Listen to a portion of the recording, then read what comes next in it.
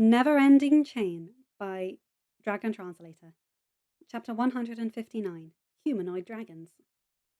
After breakfast, Hiccup watched Spitfire single Snotlout and Hookfang out and gesture for both to follow her. Hiccup frowned as all three left the chambers, but he caught Fishlegs' hand signal for "Don't worry." It did not stop him from worrying, though. "Hiccup?" Gita called, also not sounding fazed by the unexpected departure. "The twins have volunteered to help us as we show your new father magic." "They what? Gita, you said magic is dangerous and can hurt other people." Gita chuckled. "You paid attention," she said. "Good job. But we're doing barriers right now, and just the barriers. Don't add any of the other forms. It'll just be a wall of coloured air so everyone can see it. The only way either of them will get hurt is if they purposefully run into the barrier." Gita cut her eyes towards the twins. "And they will not do that, right?" Hiccup bit back his chuckle as both Thornstons snapped to attention when Gita's voice slipped into her sensei tone. He smirked when Fishlegs, who was not even the focus of Gita's attention, also straightened. Hiccup even felt his own back stiffen until he remembered they were not in karate training right now. "No, sensei!" the both teens chorused. Gita smiled before turning to Hiccup. He gestured to Toughnut. Hiccup nodded his head. He reached for the core as she had taught him, where the magic flooded his senses. The world became the colourful sight that greeted him that first time, and he was grateful that one of Gita's first lessons was to dim all of that. It could be distracting when he was doing other things, like working in the forge. Since he had experience in making barriers, and she wanted to make sure he knew the difference between the strengths, Gita focused upon that form of magic for a couple of days before adding other forms. Hiccup lifted his hand. He pointed and drew a line in the air that connected to form a box. A barrier flared into existence, surrounding Toughnut. "Why am I not surprised the colour is blue-purple?" Toughnut asked, looking around. "Because Hiccup is a night fury in a human form," Roughnut said, as if that was the logical answer. "Remember? You and I are pure Zippleback. Fishlegs is definitely a Gronkle, Snot's all Nightmare, and Astrid's got Nada nailed." "What are you two talking about?" Astrid asked, frowning. "It's a totally cool idea we had," Toughnut said, bouncing in place. "Way cooler than my idea for dragon racing with the shape. See, in another world, we all totally could have been humanoid dragons. Ruff and I already chose our other forms. We've got all of yours. Even Gita's picked out too. We're stuck on the Chief and Gobble, though. After we decide on them, we can get to the rest of the tribe." "Three-Horn Tracker and Stubborn Sleeper," Shadowfire said, sounding as if he was not really paying attention to what was going on. He saw Gita face her son and caught sight of her lifted eyebrow. Shadowfire looked up and his eyes widened and horns flared. Disregard that," he muttered. "You let something slip again, didn't you?" Meatlug asked, looking up at the Western Dragon. "That is," Barf began. "An oopsie," Belch finished. "What are those two dragons' human names?" Fishlegs asked. Gita sighed and pinched the bridge of her nose. "Rumble, Horn, and Hot Burble." "Those are not in the old Book of Dragons, or in Bork's papers," Astrid pointed out. "I suspect not," Gita said. "But let's finish the demonstration. Hiccup is still a novice to magic, and his strength will drain fast." That shut his friends up, and Hiccup suspected that was Gita's intention. He made a mental note to question her about those two dragons, as well as the unknown ones he saw in the nest later. Right now he kept his focus upon maintaining the barrier around Toughnut. It was not as easy as Gita made it look, though she assured him that would come when time would be easier. Just like his karate training and weapons training. Gita formed a box barrier around Roughnut. Hers still shone with that iridescent look it had in the cave. Hiccup chose the blue-purple to honour his first brother as Toothless, and every Night Fury had a core of that colour.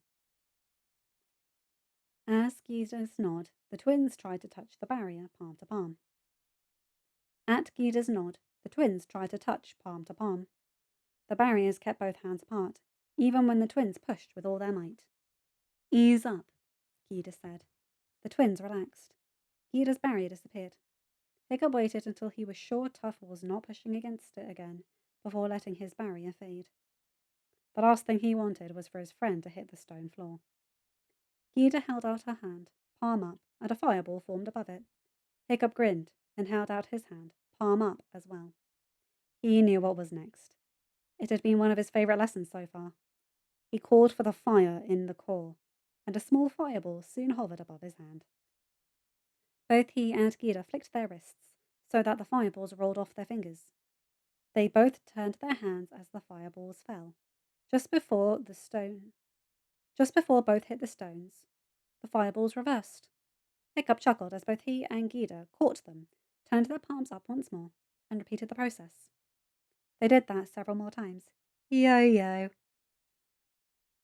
Shadowfire said, amusement in his tone. Mum would do that exact same spell whenever a nightmare scared Frost awake when we grew up. I'm sure he would love to know you said that to everyone, son, Gita said. He'll figure out a way to get me back later. He always does. Honestly, why do you two always have to do that to each other? Gita said. It's a contract, Mum, Shadowfire said, his tone serious. Frost and I signed it upon hatching. It states we have to tease and bother and even fight with each other. Even if we don't, we're in breach of the contract. Smart, Alec. You still love me. Gita harumphed, but Hiccup saw the smile upon her face. Frost's mate is Palewing, correct? Toothless's mother asked as Gita tossed her fireball to Hiccup. He caught it and tossed his up back at her. They soon were throwing the fireballs back and forth. Hiccup smirked and even tossed it from behind his back once. Gita snorted, but did not reprimand him for the dramatic flair. Yes, Shadowfire answered Toothless's mother, since Gita was preoccupied. How are their hatchlings? Toothless's mother questioned. Hiccup suspected she was not all that impressed by the magic, or she just loved hatchlings more. Growing like weeds. Shadowfire stated. They will be learning to fly soon. Next time, please bring them. I would love to meet them, and I'm sure the tiny ice spitter elder would as well. He wanted to come, but he and Pale are readying for those flying lessons. Oh! Toothless's father said, interrupting their conversation as Gita and Hiccup sent their fireballs to the top of the cavern and caused both to explode in a shower of colours. Gita lifted an eyebrow and Hiccup's fingers snapped. His purple-blue barrier flared above them. A shower of colours burst upon it, flashing. Toothless's father warbled, and it reminded Hiccup of a hatchling seeing something amazing for the first time. The shower ended, and Hiccup snapped his fingers again. The barrier faded. Toothless's father looked at Gita then, at Hiccup, cooing before nuzzling against both of them. Thank you. I have always wanted to see that, since the elders first told me of my ancestor and his magic-wielding rider. You're welcome, Dad, Hiccup said, smiling. Come, we have much to do today. Hey, Zia, if you and Shadewing need anything, send a guard. Yes, Father. With that, Toothless's father led the others out of the chambers. Hiccup was not surprised when Astra took his hand. A kiss to his cheek did surprise him a bit. He was not expecting that. Are you okay? She asked in a whisper. Hiccup smiled. Yes, he said, and he meant it. He was feeling great, even if he was still concerned about Spitfire taking Snotlout and Hookfang out earlier. End of chapter. Hi guys, hope you enjoyed this one. I love this demonstration of relationships when it comes to Toothless's parents.